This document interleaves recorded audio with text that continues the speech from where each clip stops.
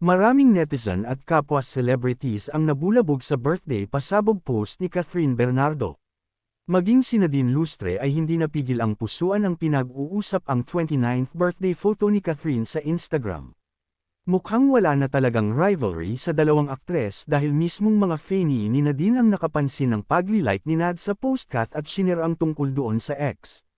Actually, matagal-tagal na rin nagpa-followan ang dalawang aktres sa Instagram. Dahil nga sa pag-like ni Nadine sa post ni Kath ay muli na namang yumangay ang clamor sa online world na pagsamahin sa isang proyekto ang dalawang award-winning actress. Mukhang wala na talagang rivalry sa dalawang aktres dahil mismong mga fani ni Nadine ang nakapansin ng pagli-like ni Nad sa post Kath at shinare ang tungkol doon sa ex.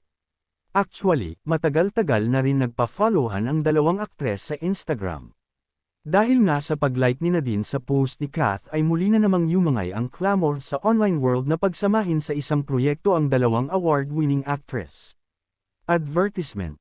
Marami talaga ang nagsiship na bumida sa isang serye o pelikula ang sinasabing magkakompetensya. Gusto ng fans yung magkakabugan sa aktingan ang dalawang magaling na aktres.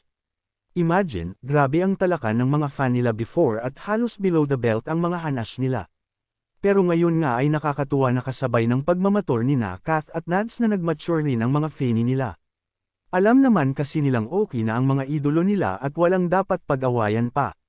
Samantala, bukod kay Nadine, napawaw rin sa sexing birthday pictorial ni Kath sina Ivana Alawi, Min Mendoza, Miles Ocampo, Maymay Entrata, Sofia Andres, Vina Morales, Eugene Domingo, Melay Cantiveros, Rufa Gutierrez, at iba pa.